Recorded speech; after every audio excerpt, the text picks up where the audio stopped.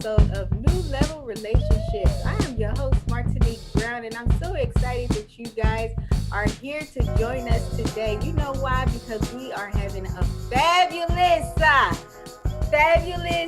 discussion today. Today we are actually talking about the importance of showing your authentic self in the beginning of the relationship. Now, I know a lot of times, we're really not interested in showing who we truly are in the beginning of the relationship because we are nervous, we are scared, but that's okay. You know why? Because I have two coaches here that is going to help you to become comfortable in your own skin, your own personality, so that you can show your true personality to that individual that you are interested in, and they will like you for you. They're not going to like you for your representative because they will find out who you truly are. So, introducing, we have Coach Tenita Johnson as well as Coach Kai. So guys, if you are new to the show, welcome.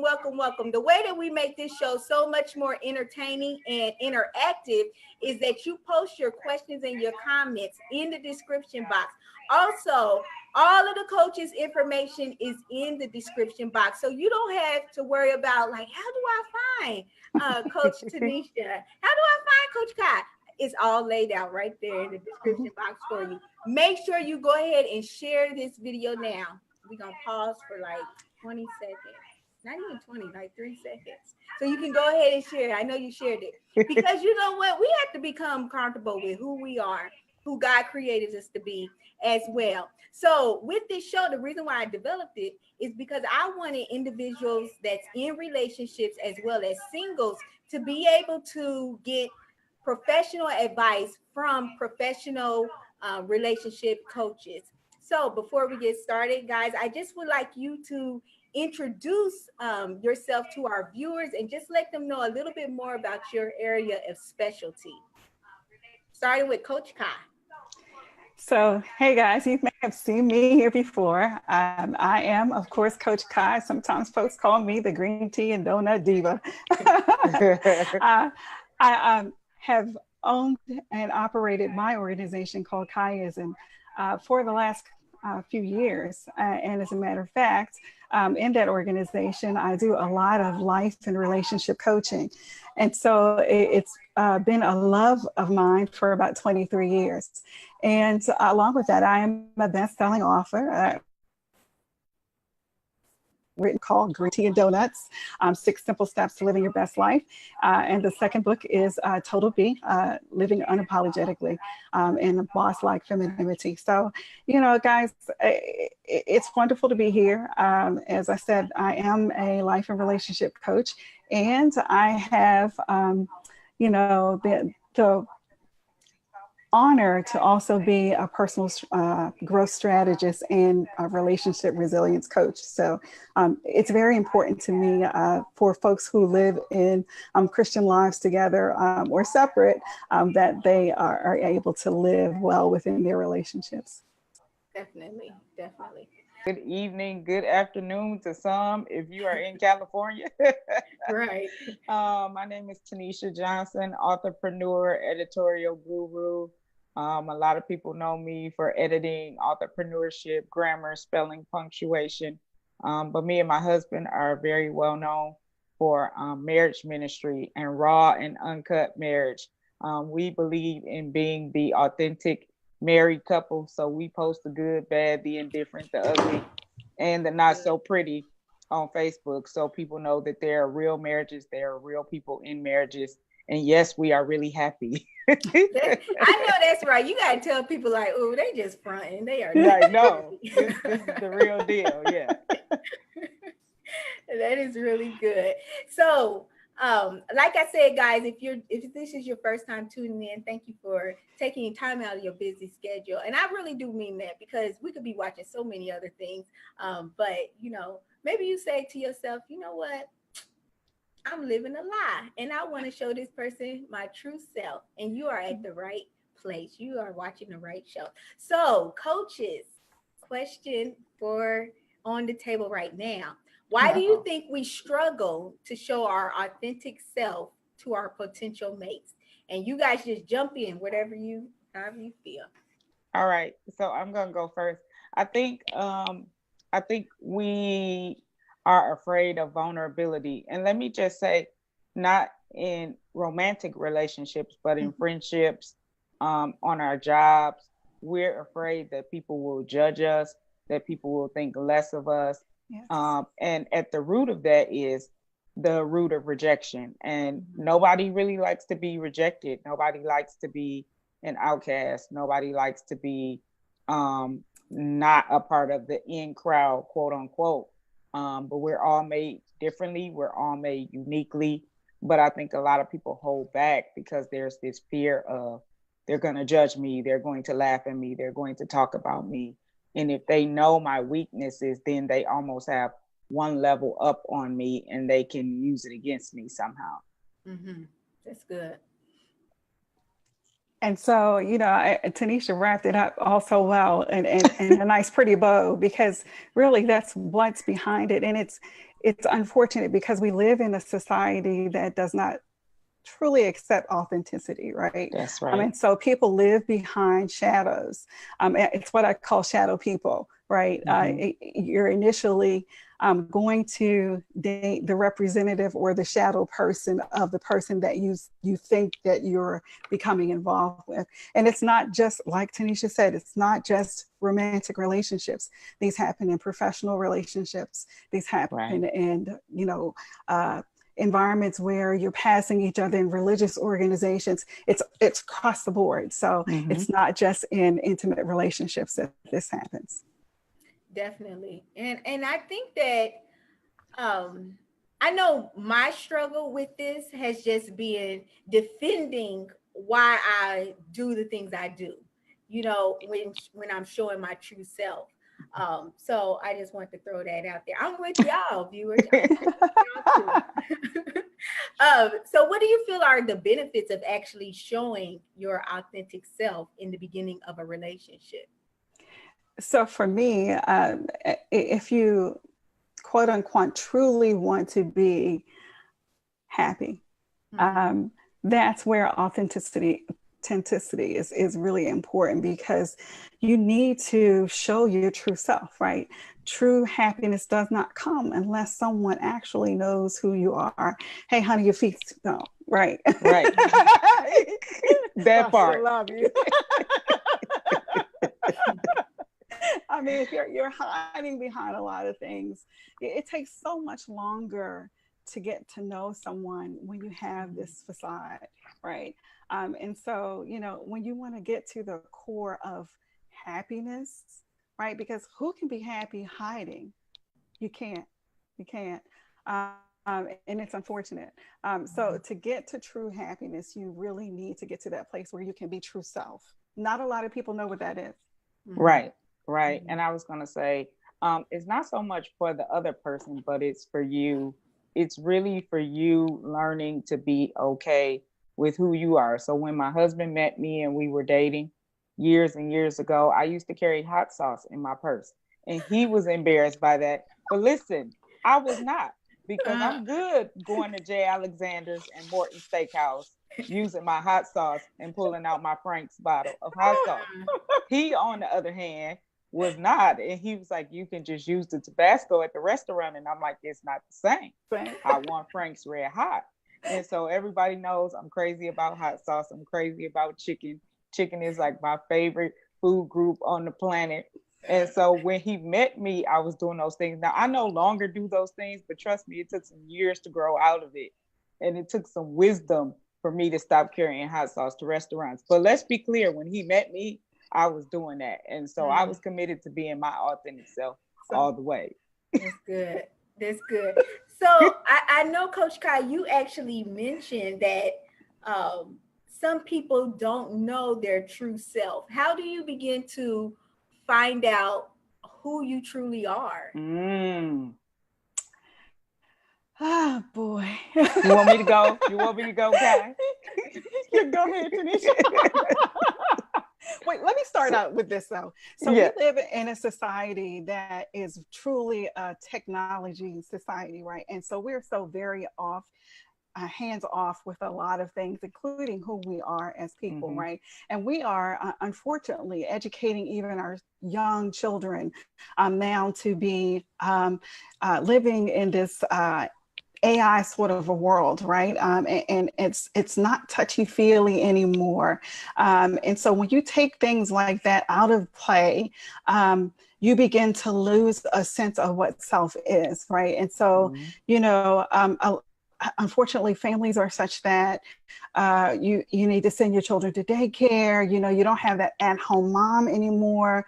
And when mom and dad are home, you know, they're not really in touch. Kids are into their computers, their iPhones, their Androids, Yep. and life is just so out of touch, right? Mm-hmm. And so the very important piece of it is knowing self is knowing how to touch who you are on a very I want to say ego level, right? And so, and because we can't accept ourselves because society doesn't accept ourselves, we don't get to that place. Mm-hmm. So, Tanisha, I'm sorry. Go ahead. No, you're good, Kai. I love that. So what I was gonna say is if I purchase an Apple iPhone and it breaks, I have to go back to the creator.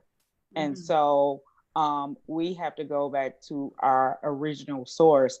And for me, that's God, whether you say God, whether you say the universe, whatever higher being you believe created you and got you to this place, there has to be some level of relationship with higher being. For me, that person is God, because that's who created me.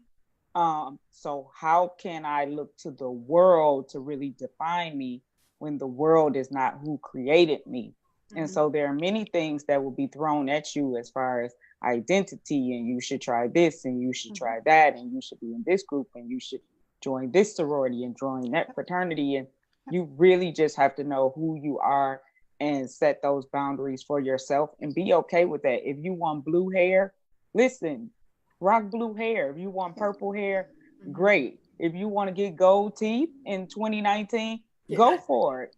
But be you and be your authentic self and be okay with that. And so I see women and men who dress kind of wild and funky to me, but that's them and they're comfortable in it. And you can tell that they're comfortable in it. And that's just who they are. So I think a lot of times we're looking for other people to define us. And the reality is they really don't have that power or that knowledge to define us. And so, you know, let me also add into there's about 45% of the population who express that they are lonely. 45%. And so I just want to throw that in there because people don't understand what it means to be in their singleness, even as a couple, right? And so, you know, you don't understand what your space is like. You don't understand who you are internally. And so there are a lot of internal and external forces that are pushing us into this place of the lack of emergence of authenticity. So just throwing it out. Yeah. And I think that that's really good to mention, like in the midst of our singleness, you know, just becoming comfortable with who you are in your singleness, because it really does start there. You have to become comfortable with yourself before you try to push on to someone else to start accepting you for who you are. But Tanisha, I do want to go back to the hot sauce. Go back to the hot sauce. Yes. I have a question, because first answer this question. This is a two-part question. Two-part question. I'm ready. Why did you stop carrying your hot sauce? Because my husband asked me to. Okay. And he asked me to for probably some years. Like, I'm not gonna lie. I don't remember exactly when I stopped, because it was like the laughing joke in my family. Like when we would go out for Mother's Day and Father's Day, I would be the one with the hot sauce in my purse. Oh, wow. And so everybody down the table would be like, Tanisha, we know you got the hot sauce in your purse, like pass it down. And people, they would laugh and joke at me, but yet and still they wanted to use my hot sauce. I know, isn't that so so crazy. You want to use my stuff, but you joning me, telling me why you got this hot sauce in your bag. So I don't remember exactly when. We were married before I stopped. But all through college, asked my college friends, everywhere we went on college campus, I had my hot sauce. Like, you came in my dorm room, I had hot sauce. If I didn't have anything else, I had cereal and I had hot sauce. That was like it. That was your essentials. That was yes. It was like a staple in my dorm room. Yeah. And the reason why I wanted to bring that up is because further in the show, we'll talk more about this. But I want you all to hear how Tanisha's husband still accepted her in the midst of, carrying her hot sauce. So it's like, I mean, because, we joke about it and everything, but, some people could look at that like, oh no, I'm not going to date her, but that's the beauty of truly showing someone who you truly are. Right. So they can make that decision. Okay, do I want to be with the hot sauce girl? Or do the hot sauce girl. Like, like my kids get mad at me now when mommy we're out of hot sauce. Yeah, and so I mean, I just feel like that's the benefit of showing who you truly are in the beginning, so they can see and know who they're dealing with in the beginning. And Patricia, one of the viewers, also said that it saves a lot of time, to show the person who you truly are. Absolutely. So now he says, babe, you've come a long way. Because in the beginning, I was like hot sauce slinging, chicken finger licking. He was like, we're not going to Morton's Steakhouse. We're not going to J. Alexander's. I'm like, why? I know how to eat with a fork and knife. I just choose to eat like this. Yeah, and we just joking about this, but it's truly about like just showing your authentic self in the beginning. What do you feel like is the harm in only showing your representative to someone? I think the biggest thing is that you let the person down, but you let yourself down. Mm-hmm. You will only be able to maintain the facade for so long. Eventually, the mask will come off. Whether you want it to come off or not, the mask will come off. So there were times in my marriage where my husband would say, I know you're not happy. And then I would be, yes, I am. I'm happy. I'm fine. And then I would be happy, go lucky for probably 2 weeks. And then I will fall right back into depression, because then it's like, this is my default. The authentic person was the person who was battling depression, not the person who was trying to be happy-go-lucky. I'm the perfect wife. I'm the perfect mom. But because I wanted him to believe that I was happy, I could probably pull it off for about 2 or 3 weeks. But eventually, I would default to what my norm was. Mm-hmm. Yeah, so let me throw some numbers in there. About 61% of the population actually find it easier to hide their identity. Wow. And so I think that part two of this is that people need to learn to surrender, right? And so we, in our spirituality, we surrender to God, we surrender to Christ, but we lose the fact and the sight of the fact that we need to also surrender to ourselves and to our mates. And so that's very significant. Mm-hmm. Mm-hmm. So now I know, Tanisha, you just touched on, you actually dealt with depression. Mm-hmm. Let me ask you this. Was this when you were a Christian that you dealt with this? Absolutely. Up to last year, just last year. Just last year, I had a bout of depression so deep, it got to the point of suicidal thoughts. And it scared me because I hadn't battled suicidal thoughts probably since I was 14 or 15 years old. I was still in my mother's house as a teenager. But I could literally just feel like a weight that I couldn't shake. And I just felt like the walls were closing in on me. I felt like there was no way out. And literally my husband came to me and he was like, I don't know how to support you in this, for someone who hasn't battled it, for someone who hasn't been through it. And unless you're a psychologist or a psychiatrist, this isn't really what you do. He knows how to pray. He covered me and he told me things would be all right. But it's just something I kind of had to get through on my own. So. And what would you say to those viewers that do struggle with depression, that's Christians, and society as well as their selves tell themselves, oh, well, you're not that much of a Christian, because you struggle with this. What would you say to those individuals? And you can chime in also, Coach Kai. Yeah, Because I saw you gave that side look, Coach Kai. I know that. Yeah, I don't believe that. I think that even more so as a Christian, we have a greater target on our backs. And so the attacks are greater.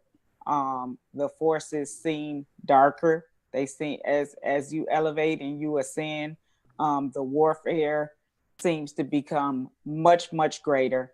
And I know that there are a significant amount of Christians or people who say that they believe in God and they have faith, that they struggle with suicidal thoughts, depression, anxiety, fear, even though the word of God tells us God is not giving us the spirit of fear. God hasn't given us the spirit of fear, but that doesn't mean the spirit of fear won't come.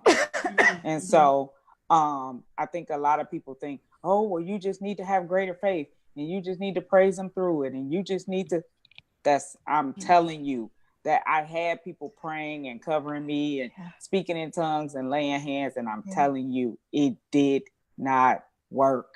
And I'm not saying it doesn't work. I'm saying it wasn't enough. It was a combination of that with counseling, with books, with some of everything. It was like a combination of things.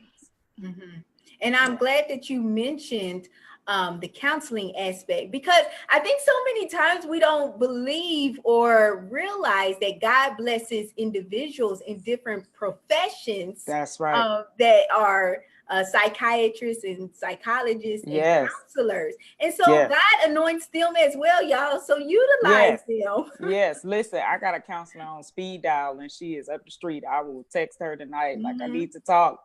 Feel me. Yeah, because it's an investment to yourself and your health. It is for your mental stability. I mean, you think about just the amount of what they are now calling like mental instability and mental health is what we're calling it now. But back in the day, we were calling it insanity. We were calling people crazy. Now it's a cuter term of mental health. But again, it's a mental instability, and it's been going on for years and years and generations. And now, because it's in the limelight and there are more Hollywood and celebrity people who are battling with it, now we want to address it.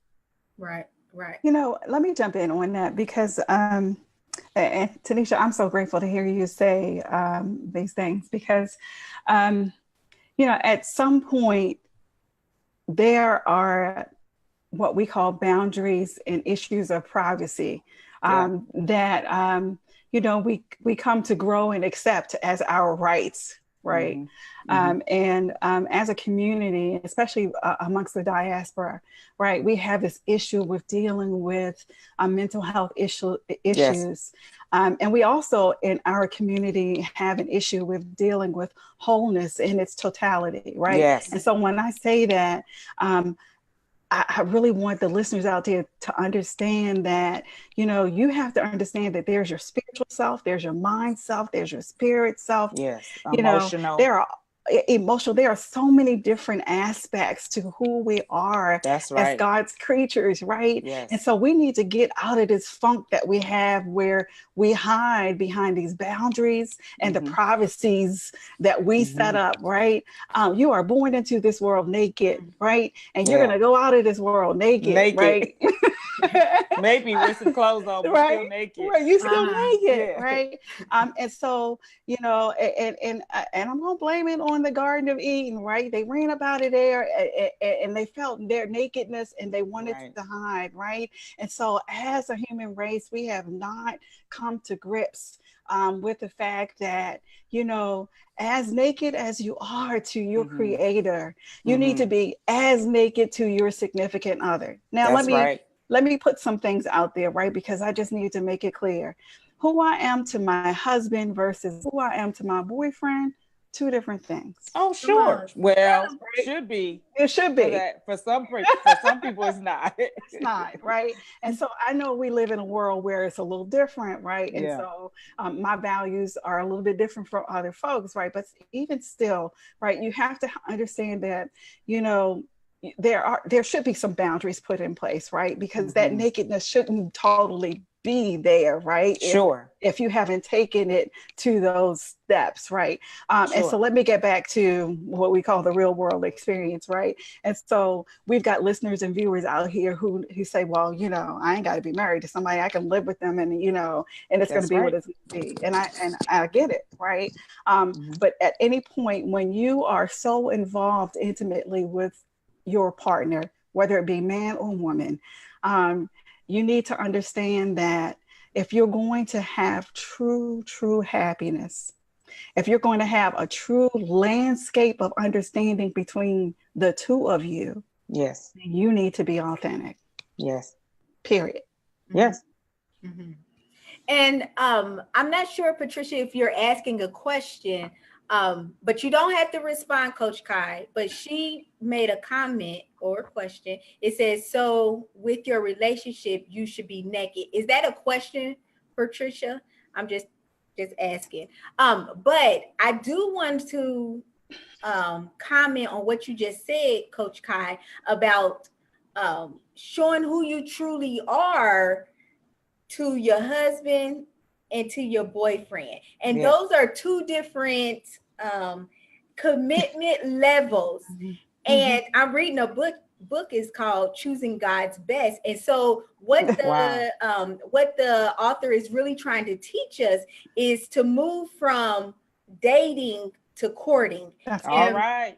Yeah. And so with that, he's trying to get us out of that mindset of creating this counterfeit emotional oneness with our boyfriend or girlfriends, and investing all of our emotion into this one individual without any type of commitment. No commitment. Yeah. And that's exactly what I'm talking about. I do think that there is a line of separation there. However, in this day and time, as we're teaching technology, we also need to teach what relationship means, right? Relationship with God, relationship with self, and relationship with others. And again, we don't live in that. And there are the situations where we're not encouraged to do those things. But we should limit where we are naked in our experiences with folks. And so some will say, well, that's contradicting what you just said. You don't want them to meet the representative. No, you can be your authentic self and not go overboard. Yes. So that's like, I make it a point to discuss real issues that I battle with. I'm very vocal about the suicidal thoughts, the depression. Me and my husband have lost twins, so I'm very vocal about miscarriages and pain points in our marriage, because I think those are real life issues that people deal with that they never talk about. And what it becomes a thorn, and then people are tormented because you're trying to hold it inside, and it begins to eat away at you from the inside out, and you don't know why you have headaches. You don't know why all of a sudden you're just bitter and angry when someone asks you, hey, how's your day going? It's fine. You're snapping at people. But I make it a point to be as authentic as I can be on social media, even from the standpoint of with my writing. I tell people my struggle areas with my writing, just because when it comes to clients, people aren't necessarily buying a service or a product. They're buying you. Right. They're buying you. And people are not afraid to partner with me. They're not afraid to pay me money to do any type of project for them, because why? They trust me, because they feel like they know me. If they follow me on social media, they know enough about me, enough about my family to feel like, yes, I can trust her. She's consistent with her message. It never changes. It's always go write the book. And, Tanisha, behind that, what I what we don't necessarily tell people is that you and I do what we call a self-check, right? Yeah, every day. Every You know, day. and Yeah. so that's what helps your authenticity shine so well, because you're checking in with yourself, right? Yeah. And so that's something that I would offer out to the audience, is that it is important to do a check-in with yourself. Take inventory of why you are experiencing with what you are hiding from others. And typically that comes from a bad relationship, right? Yeah. We've experienced a bad situation and I showed him everything and he walked off and left me, right? Or I gave her everything and she walked off and left me, right? Right. You know, and so, you know, people take those experiences and they bring them along into the new relationship, right? And so that's part of, you know, what you're fighting with when, you know, you're trying to figure out, am I going to be myself? Because if I was myself the last time, it didn't work, right? Right. But in every situation, you need to bring your authentic self, right? And whatever things you have in that closet, let me offer this up too. Clean your closet out before you go to the next situation. Right. Or at least let them know you got a closet. That's right. That's right. Can you help me clean it out? Because I got a closet. Right.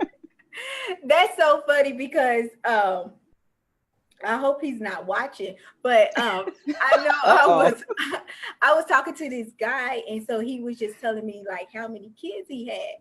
And so he was like, well, do you have any kids? I was like, no. I was like, I think you got enough. But you know, and I said it as a joke, but I'm kind of, you know, you have to think about like, do I want to deal with this individual because of this? You know, so you just have to be mindful of people come with a lot of baggage, and sometimes that baggage is not always children. That baggage can be addiction. Yes. That baggage can be religiosity. That baggage can be that they mama did everything for them when they was growing up, so they want you to do it. That baggage can be a lot of different things.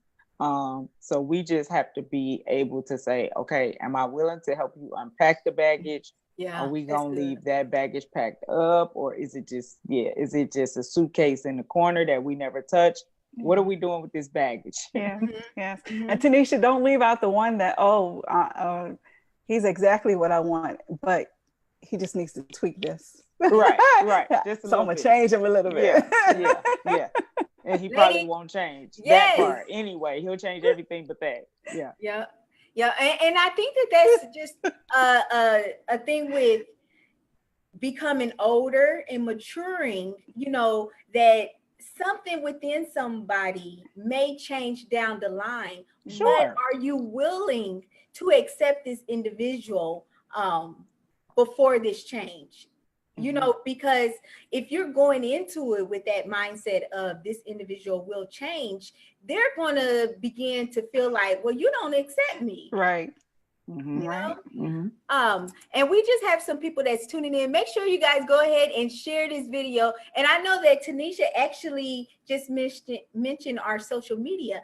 All that information is listed in the description box. If you really, truly like what we're talking about, make sure you follow us on our Facebook pages, as well as visit our respective websites and Instagram pages as well.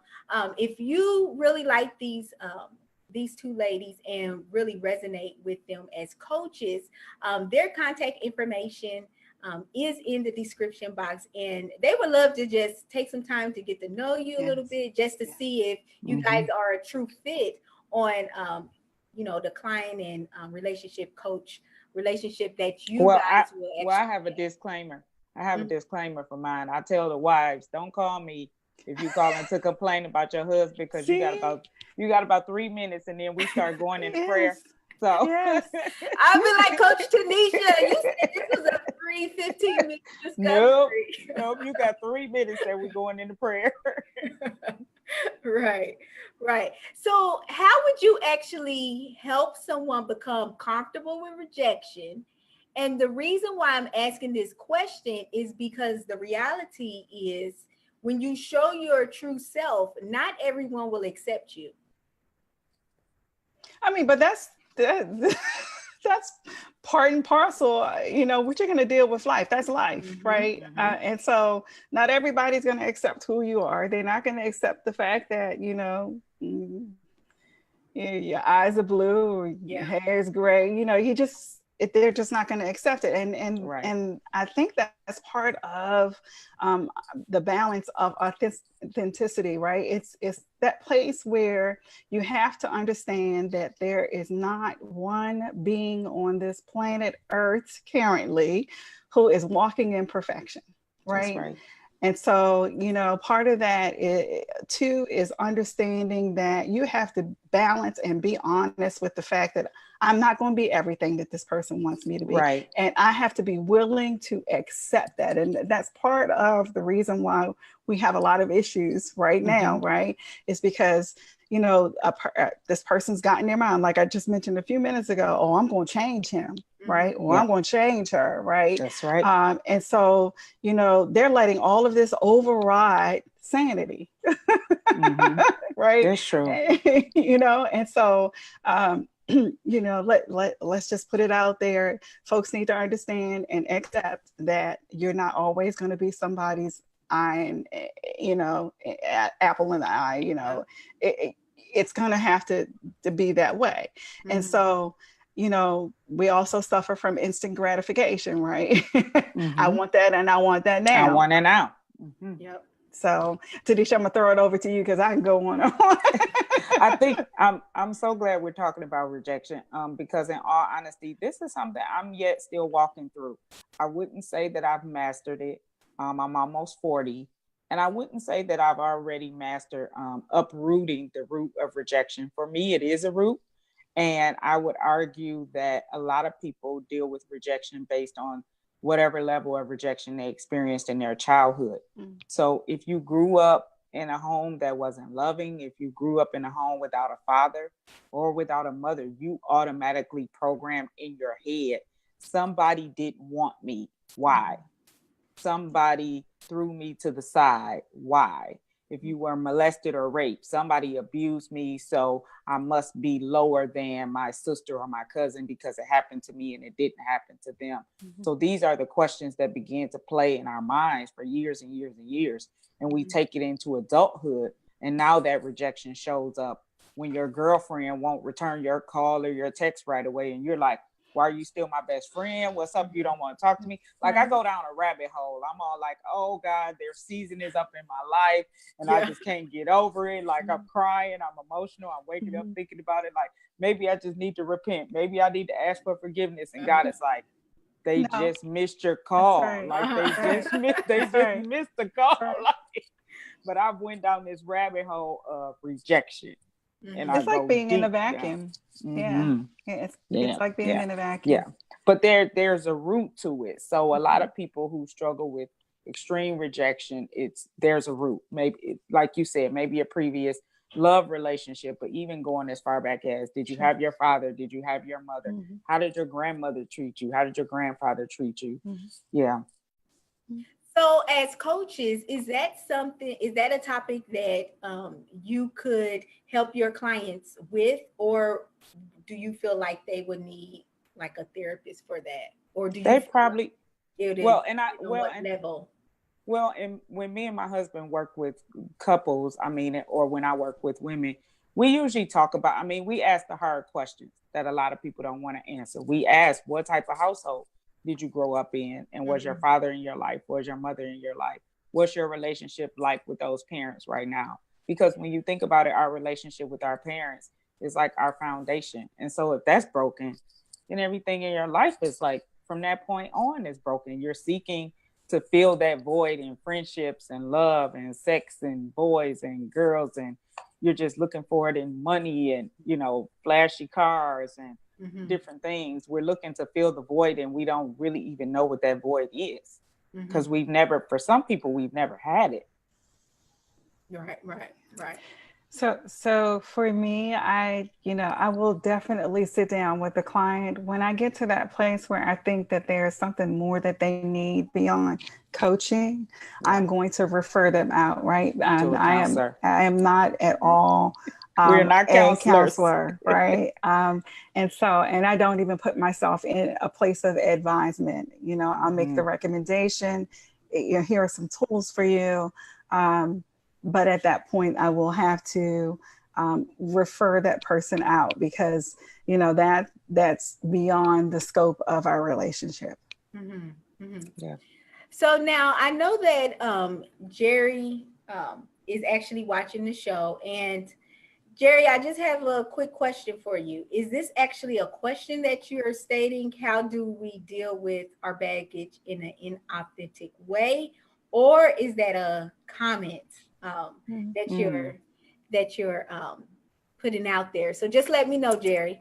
So what would you say to a person that believes that you'll scare off the person if they show their true identity to them?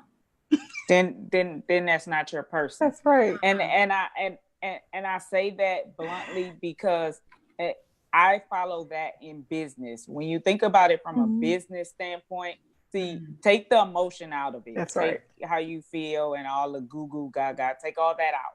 If I tell a customer my ghostwriting services start at $10,000, well, Tanisha, I only have $400. All right, well, God bless you. You know, such a major drop. God bless you.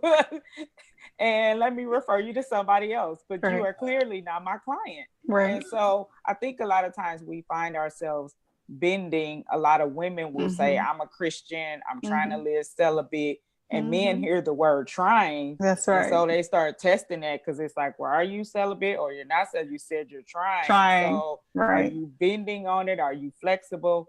And so then, of course, you're just like easy prey after that. But it's like, have your boundaries and stick to it. And I think a lot of times, not so much for single women, but also women who are married, the fear of being alone.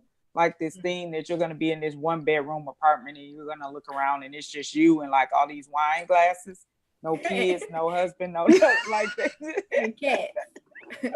Like there's the fear of being alone for a lot of people is greater than staying in a relationship that they know is broken.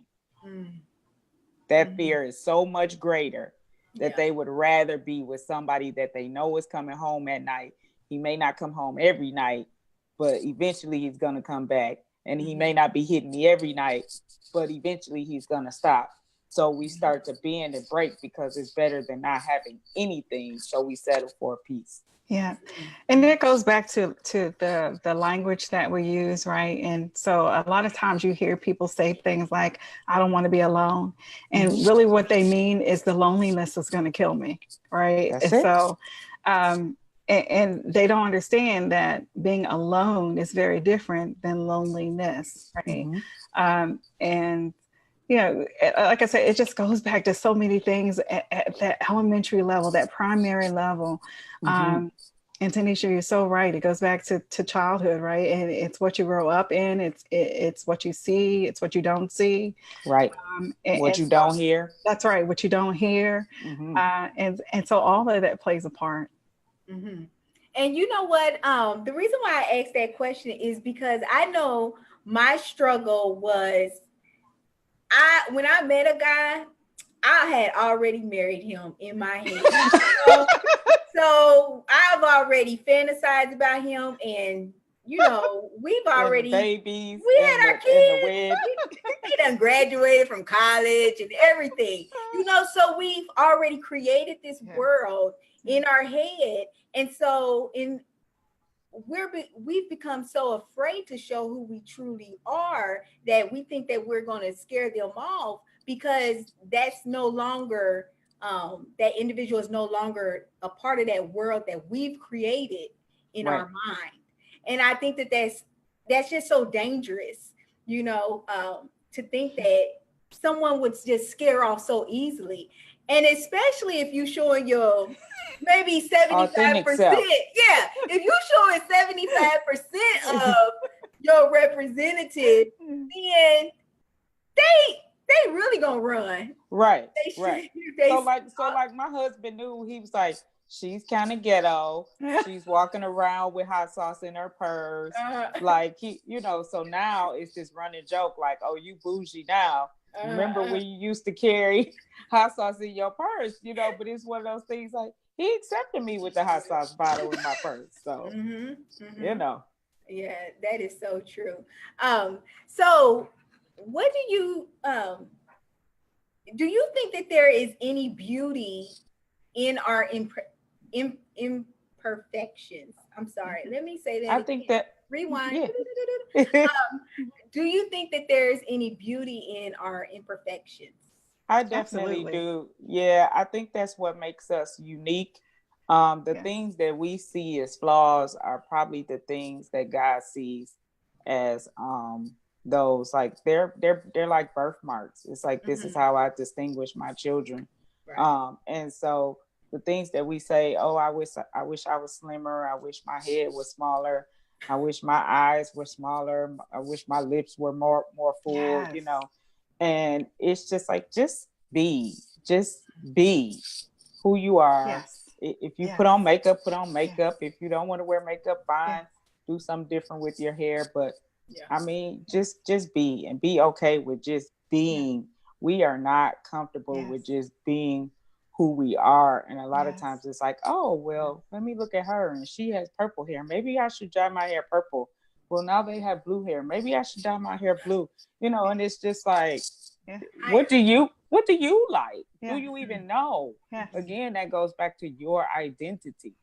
So everybody lose sight of the fact that God created you uniquely, right? And so I have a lot of young clients come to me, right? And they say to me, I just don't understand why he can't see me for me.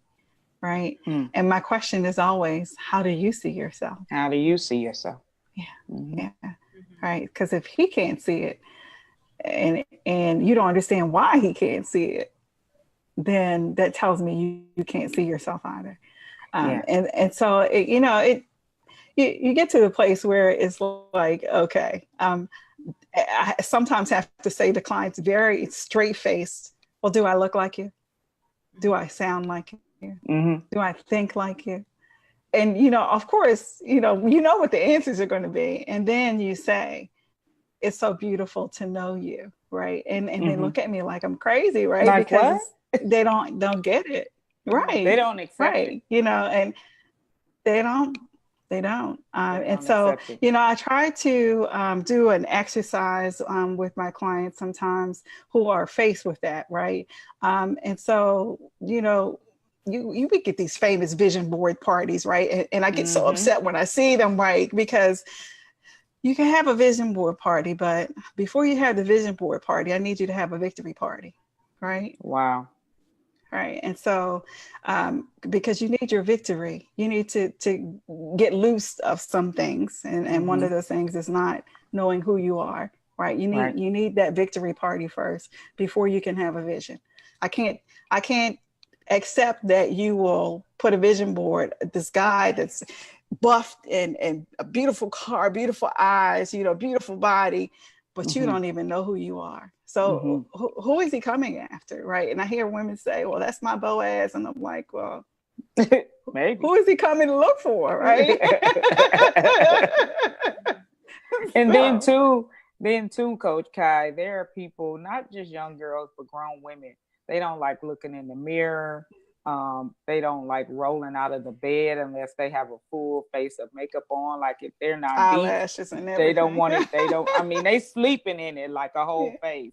It's like, I can't wake up without my husband seeing me with a whole made up face. And I don't remember where I heard it, or I was just challenged to do it. And it was like, just stand in front of the mirror naked and tell me what you see. And for a lot of people, they see the imperfections, but God sees beauty. And it's like, we call out I'm fat and my stomach and my thigh and, all of we automatically go to the complaints. But those things are what make us different. And until you can get comfortable with looking yourself in the mirror naked, it's like, you really can't expect anybody else to accept the full you until you accept the full you. But if you feel that, okay, let's talk about someone that is an introvert, and they say, well, this guy or this female that I'm interested in, they're very extrovert, they very charismatic and things like that. I wish I could be more like them. When does it become okay to challenge yourself to step out of who you truly are, what you're comfortable with doing, but it not moving to self-hate? You accept, you haven't truly, you see that there's different things that you would like to work on within yourself, but you do want to take your, let's say, personality to that next level. How do you become comfortable in being your authentic self, but still improving who you are? So personal growth, right? I would encourage someone to look at that, right, on a daily basis, right? And so there's nothing wrong with looking at somebody else and saying, admiring the fact that they do something a little differently than you. But and again, I will go back to words, and I do say it to a lot of my clients, is it's okay to admire. It's not okay to want to be that person. You are not that person. And so, and when we get to that place, there's probably something going on at a very deeper level than you and I will recognize, right? And so, and you find it happening right now. People go to Instagram and they want to be the Instagram model. And then I look at them and say, you are about 200 pounds heavier than that Instagram model, right?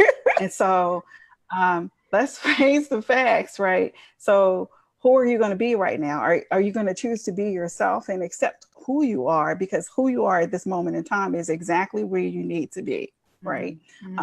Because there are some things that you need to work on right where you are. And that is personal development. And if there are some things that you admire in someone else that you'd like to incorporate into your daily living, then it's okay to want to do that, but not to take on someone's whole persona.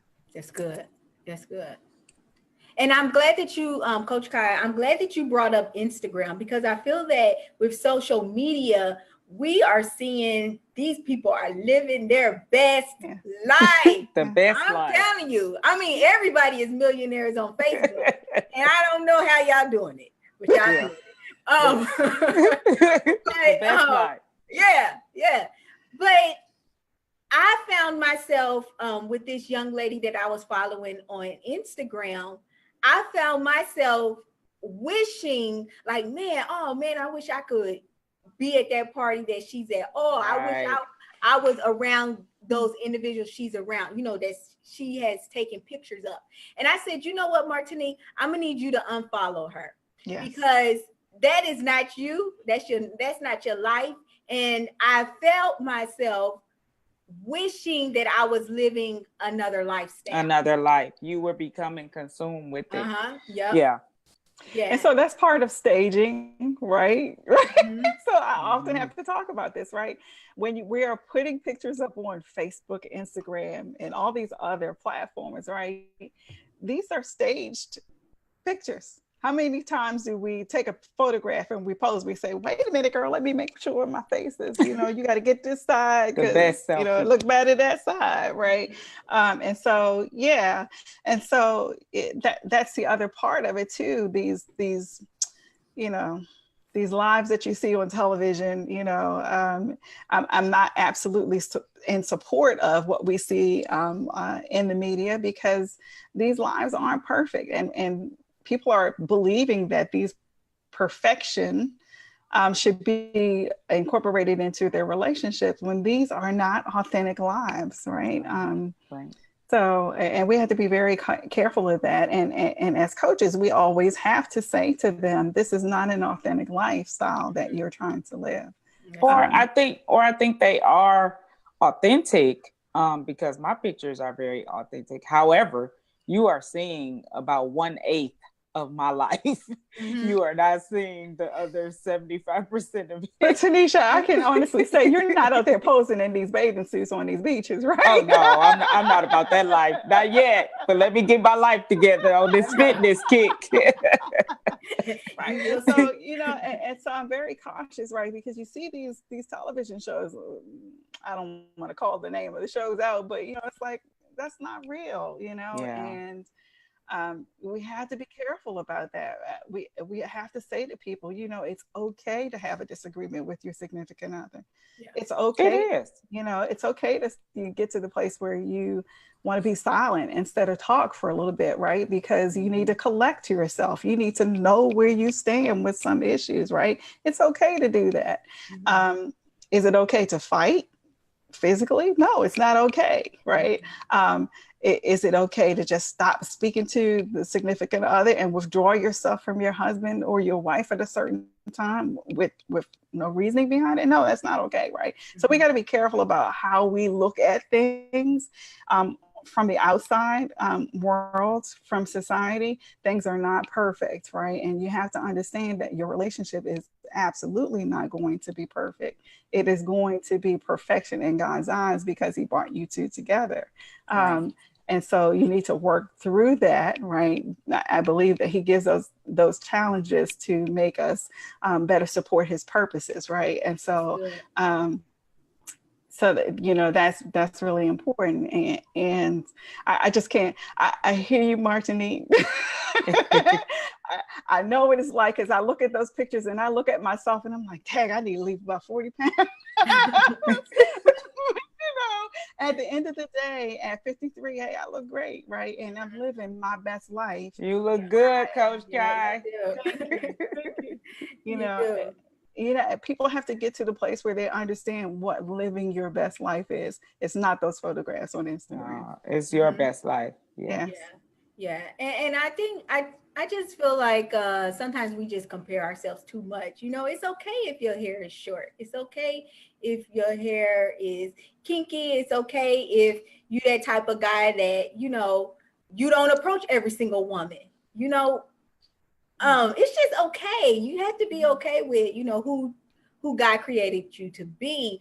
But how do you know who you are meant to be if you don't have that relationship with the creator, like Tanisha actually mentioned?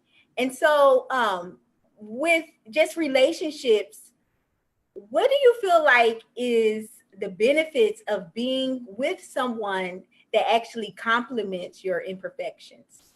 Oh. Go ahead, Tanisha. I'm gonna let Coach Kai go first. I gotta think about that. Well, so while y'all thinking, to the viewers, so in this book that I'm reading, Choosing God's Best, Coach Kai actually touched on it with saying that the individual that you're with will be the person if you are in line with God, will be the person that you are supposed to be continuing on the ministry with that individual. And so I had to become comfortable in my singleness. And in the book, he talks about God has a specific purpose for me in my singleness. And when God is ready to team me up with another person, meaning my spouse, then I will be able to complete that ministry with my team member. I'm like, Dr. Roniker, I don't have to read this book no more. I was like, this is so good. I just never thought about it in that team member mentality, in that when God is ready to place me with another team member, then I can fulfill that next chapter of my purpose with him. And there's nothing wrong with being at that place, right? It's a wonderful place to be in. What I will caution folks with is that don't think that it's easy. That's not an easy ride, right? Whenever there's another individual involved, that ride is not easy. And I love it just the way you said it. It's like, to be paired with me in my imperfection, right? Because that person's coming the same way, right? And so, you know, I don't want people to get it twisted like this person is absolute perfection and I'm not, right? That's good. Yeah. You know, so, you know, there is an ebb and flow to it, and we come together in both our imperfections, right? And in some sort of a way, you know, that master plan, that thing is just woven together and it just works, right? Yeah. And so, and don't think that there's not going to be a little pull at that little weave. You know how we get those little pulls in our sweaters, right? Oh, yeah. You know, it gets out of place and you're trying to stretch it back into place. You're doing everything you can, right? Ladies. Right. Let it go. Let it go. Let it go. And you know what? Somehow or another, if you're smart enough, you'll go back to your very beginning of your stitch and you'll be able to pull that string back into place, and it works, right? But you got to go back. Same thing Tanisha said from the very beginning, you got to go back to your creator, right? In order to be able to do that. So. Absolutely. That's good. And Coach Kai, I really like that analogy. And I know these people probably thinking, okay, Martinique, the coaches are on here. Can you stop talking? But it was so good because I had these sweatpants from college. And so my mom, she looked at these sweatpants. She like, can you just throw those away? And I'm like, but I love these sweatpants. And I just felt like I thought about that when you start talking about maybe the stitch coming out of that sweater. One person might say, why don't you throw that thing away? Why do you like that person? And then that other person that is supposed to be with you is going to say, that's why I love them. You know? Yeah. And so that's why you really just have to take your time and really just be in tune with Jesus Christ and ask him, who am I supposed to be with? Yes. First of all, am I supposed to be married? And then the second thing is, who am I supposed to be with? That's a whole other webinar. That's another topic. Am I even supposed to be married? That's a whole other webinar. Yeah. So that was really good that you brought that up about the sweater. So to end on a personal note, did either of you ever struggle with showing your authentic self to your potential mate, and how did you overcome this if you did have a struggle with that? I think for me, the biggest thing I struggled with was showing my authentic self as it relates to anxiety, depression, suicidal thoughts to my husband, because I thought that he saw it as a form of weakness and that he would actually leave me. It was almost like in my mind, I saw it as him looking at me like a project, as if, how do I fix her? You know, she's broken, but how do I fix her? Or I felt like I was that person who was coming into the relationship with way too much baggage, way too much luggage, that this person is just gonna say, I don't want to deal with this. This is too much, and I'm gonna walk away. So I think my fear, again, was even after we married, there were layers to me revealing things to him and praying, okay, that he didn't leave, you know. And he didn't, but that was just my thought process. Again, it goes back to childhood. My father wasn't in my life. So it's like, are you going to leave me like my father left me? And every form of rejection is that same question. Is this friend, is this job, is my husband going to leave me like my father left? So Martinique, I can't think of a time where I have stepped into a relationship and worried about me being myself, right? I think you've heard me say this before. I usually jump in and I'm, you know, you're going to either like it or you're not like it. I don't want folks to take this the wrong way, but I've never really cared, right? That's good. You know, I need some of that my way. Because you're either going to accept me or you're not. And I learned early on, you know, it is very important for me to accept me, right? My parents always said, do you love yourself enough? And my father's deceased now, but I can remember him saying that to me at 5 years old. Do you love yourself enough? Wow. And he'd stand me in front of the mirror. And I say, yes, Daddy, I love me.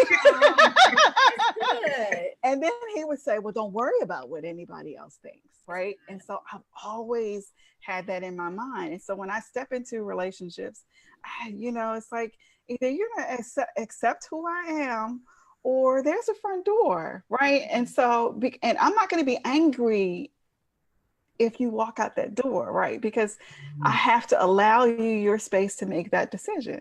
Mm-hmm. Thankfully, I've been quirky enough that people have found it interesting. Yeah. But Martinique, do you see the difference? She had it at 5.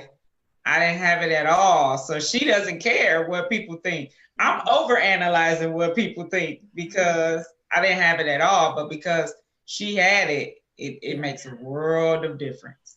And I know that we actually have some people that's parents. I feel that because we are able to see these differences between the coaches, and it's just so important what you instill into your kids. Now, Yes. Maybe your kids aren't 5 or 10, but you can start retraining their thinking right now. And Yes. I think the thing is, sometimes we look at ourselves and how we were raised and say, well, my parent never had to do this. It's okay to start doing it now, though. Everything that your parent did is not saying that it's something that you can't start doing right now. And one thing that I was thinking about when you were making your comment, Coach Kai, is sometimes that we can have that confidence and people try to make us feel bad for feeling good about ourselves. Mm-hmm. And I just want to tell you guys, don't feel bad. That's right. For having confidence. I'm not saying be cocky, but there's a difference between confidence and cockiness. Mm-hmm. And so when you have that confidence within yourself, because I know many people would be like, why are you smiling so much? I'm looking like, because I want to. Is it okay? Because I still got all my teeth. Right. And I'm glad about it. Yeah, and I'm glad about it. But I feel like sometimes when people don't see something within themselves, they try to push that negativity on you in a form of a question. Yeah. Like, no, you really ain't trying to, you ain't curious. You trying to make me feel bad, but I just want to leave that. But guys, I just thank you so much for tuning in to the show, Coach Kai, Tanisha. I just thank y'all just for being authentic. I'm telling you, y'all, people really like this topic. They just commenting in a way. Oh wow. We can't see it, so I know. And that's the funny thing about it. I had another guest on the show, and she was like, Martinique, I couldn't see nobody's comments. I'm like, I know. That's why I try to put all this energy into so what the coaches see, because they can't see nobody's reaction. Right. But you guys, like I said before, if these coaches really resonated with you and you do feel like there's an area in your life that you would like these coaches to help you with, all of their contact information is listed in the description box. Make sure you also share this video with other individuals so they can be blessed by this episode. Make sure, again, that you subscribe to my YouTube channel, which is Martinique the Storyteller, so you can always be up to date on all of my shows, and make sure that you follow me on Instagram and Facebook, and make sure that you follow Coach Kai and Tanisha as well. You guys have a great night, and thank you all for watching the show. Bye-bye. Bye.